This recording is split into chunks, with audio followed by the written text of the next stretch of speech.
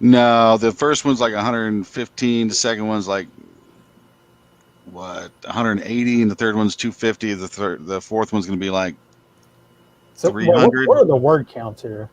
Yeah, you're talking 30,000, 50,000, 60,000. Yeah, about that. Yep. Wait, which one? He just listed off 5. Yeah, I'm saying first book 30,000, Right. second book 40,000, third book 60,000. Yeah. I get you. Is that the man? Yes. Not a fan of masculine. Oh God, she looks good in those cuffs. It's got a fucking shitty attitude. Looks good on the. No, she does. She looks good in cuffs. Oh my god. Yeah, she does So look good in those cuffs. So you're gonna read this, Jeremy, even though it's terrible and trashy and not very well edited. Read what? Read this, what? This thing this dialogue, this monologue I wrote for you. Something? Did you send something? Where? Are you gonna send? Are you gonna read it if I send it to you? Because it's terrible. Okay, yeah. As long as it doesn't, like break the one or two taboos that are universal, then yeah. What are those? Let me hear about those. Well, I mean, I think you can ponder it, and a lot of people are attracted to my review of Fall Into Time by Douglas Lane tonight. That tells me that people are listening to us. Of course, they're listening. Why else would they randomly come to my review of Fall Into Time tonight of all nights? I want to thank you, Jeremy, because I set you up. Me and Zach set you up last night. We threw a layup to you, and you slam dunked it tonight with tonight's show. We got so much action on this show tonight because of what we did last night. Well, what did we do last night? I don't understand. So, Jeremy, it's in your inbox. Make it better than the material it is, but it's written explicitly for you to deliver as a heated monologue. Oh, you want me to go Howard Beale on it? Yeah, but if there's some mistakes, just improvise around it to make me look good. Okay. That's what I'm trying to say. All right, here we go. They can't fire my ass. I've been working at Hardburger for 16 years, ever since I was 16 years old. I can work every station. I can work any shift, any day, any night, all night long. Long as it's not longer than 6 hours. I got a bad back, and I've got the FMLA paperwork to prove that shit. So do not come at me, boy.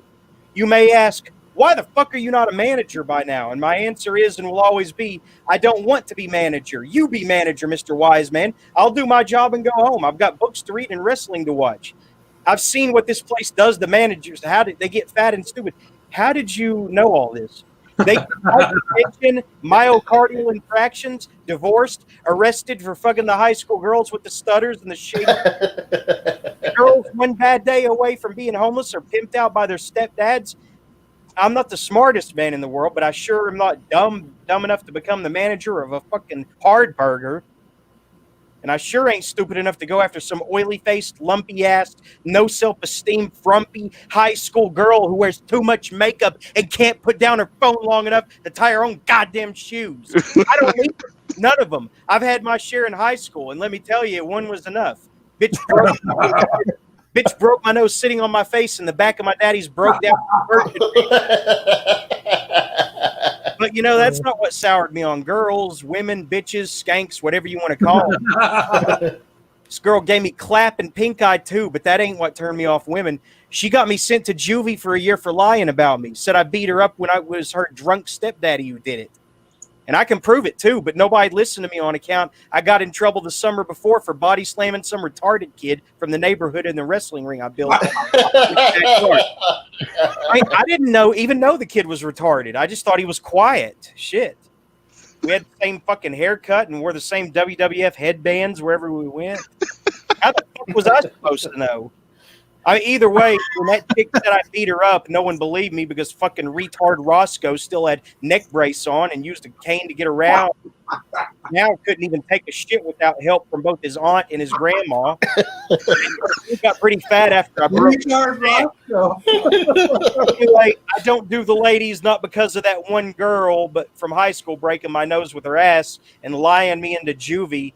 Nah, I ain't that soft. I had a lot of time in that home for boys to do some reading, and I did a shit ton of research on the so-called fairer sex. And after a careful examination of all the available facts, I decided they just weren't for me. More trouble than they were worth.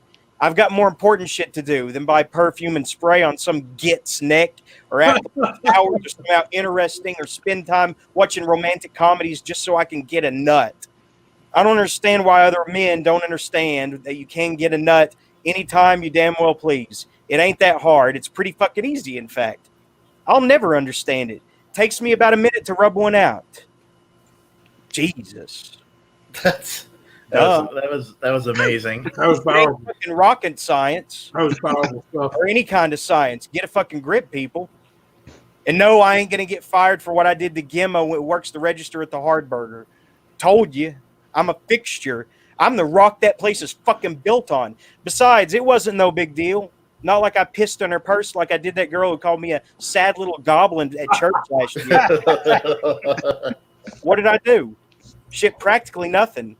I was working the fryer. I just dropped a basket of curly fries into the grease, and I was standing there staring at Gimma's massive ass and daydreaming about Stinkface, thinking about hog tying her up for a little tickle and poke. Gregor, how do you know some of this stuff? When the thought hit, how did you know about hog tying? What, Hey, It's pretty obvious. how? reading the room. How is it obvious? Go, go, go, man. It's almost over. Keep Look at reading. that fucking picture on the screen. Huh? Keep reading. What's the picture on the screen? What?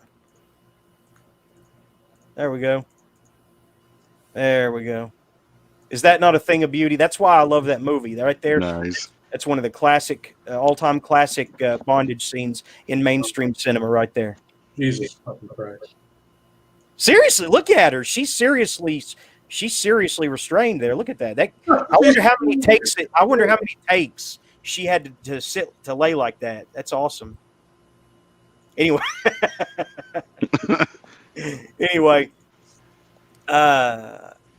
hey, she wanted to be there. She got it. She got a paycheck. So,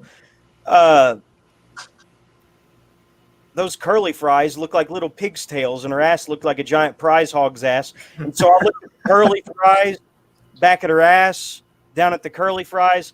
I pulled the basket, shook it, drained it, and grabbed myself a hot curled potato and snuck up to her while she was struggling with icons on the touchscreen display. And I placed that curly fry on the shelf of that big old ass and snapped a picture with my flip phone for posterity's sake. Well, I probably should have waited for the curly fry to cool, because that hot grease didn't take long to seep down through her jeans and onto the copious flesh of her ass. She cried out and scared some old-ass bitch who smelled like talcum powder and swamp cock. She was always coming in ordering biscuits and gravy and sausage links. Well, that old crow started calling, too, and it wasn't long before the manager came out to see what the ruckus was all about. I got called back to the office, and I had some explaining to do. Dell hadn't been manager long. I'd known him for years. I taught that greasy old faggot everything he knew. How to clean the shake machine, how to use the mop to clean everything in the bathroom so you wouldn't have to use your hands, and how to sneak out for smokes during the lunch rush. He still looked up to me and really had a hard time seeing himself as an authority figure when it came to dealing with me. He just sat there and fingered his little pedo stash while I told him exactly what happened. I didn't lie. I told him straight up, and all he did was shake his head, trying not to laugh. He cleared his throat when I was done talking and told me to go home early without pay. He said he needed to talk to Gemma. I was fine with that. It was a nice sunny day. I could go to the park, eat some good and plenties, watch the ducks do their thing. I don't know what old Dill said, that hog-ass bitch, and I don't care. I've got my little snapshot, and that's all I'll need for a week of quick nuts in the Hard Burger restroom. All I need. Amen and God bless. Nice. What, I don't get the slow clap? That was hella good. That was awesome. Do That what? deserves the Nobel Prize. It should have ended when we thought it ended earlier. No. It was startling, like how accurate that seemed. Like it was. There's a lot of stuff in there that like I've never said that he was kind of almost like dead on about. That's what scares me. That's what I told you a few weeks back. It would be so accurate. Who did It you would be talk to? startling. Who did you talk to in my life? That's Nobody. I could just absorb to what the you're manager saying. with I the listen to you, Jeremy, when you speak. No, but I never said anything about hog tying. You don't have to. You don't have to. How did you know about that? I just don't have to. I don't have to hear it explicitly. I can just hear it from You what made you it. say. It's You made implied. it pretty. You Well, made that- it pretty clear you like seeing women tied up. Well, Yeah, yeah. you've said it numerous times, right? Did I? Okay. But yeah, the hog tie is it's I don't know, it's hypnotic. Now Jeremy's going to share with you about hog tying, like you're a No, but I've never done that. I don't think that I would attempt to either. Just missionary and maybe some handcuffs. I do still have a pair of handcuffs. missionary, maybe some anal. I still got a pair of handcuffs here, but I should have bought like better ones when me and her were doing that, because the ones I've got, it's like you can undo them yourself, and it's just not as fun. Yeah. We went to Intimate Treasures. Who did? You and Kevin? Me and my ex-girlfriend. The girl on the screen here. Oh, the bloody nose girl. Yeah, and she like we would role play and stuff, but it's like she wasn't smart enough to get. She Wasn't smart enough. I guess I understand we were role I guess my little role plays. She didn't understand we were role playing. My little role plays in the bedroom were, I think, were a little too psychological and complex for her. She didn't understand he was playing a kidnapper. No, I was playing the helpless. You were the hamburger. The helpless inmate who was at the mercy of the female warden. That was my thing, and I went over there to her house on Easter, and her mom wasn't home, and Dressed up as a bunny. we were role playing like I was the helpless inmate, and I was going, "Ma'am, this is all a big mistake. I don't belong here." And she says, "Well, I tell you what, eat my pussy, and maybe I'll let you go." And I was such a good actor that she couldn't keep a straight face. I was like, "Really? You'll let me go?" And she like burst out laughing, and it ruined the whole vibe, man. God damn it, bitch! You ruined it. So we gotta And that start was over now. your girlfriend's mom. No, my girlfriend. It was her. Okay. She wasn't a good actress, and she wasn't smart enough to get the psychological, makeup of my role play. Did you ever see her again after you did that? Yeah, we dated for several months after that. What are you talking about? Several more weeks. Months. So she never was smart enough to role play with you. No, but the one that I wrote that actual story for, she would have been. I wish I had she was like a cougar. She was a felon, a former felon too. Oh, they're a good fella. Felon. A former fella. Yeah. Yeah, the real life Officer Ward though. Yeah, man.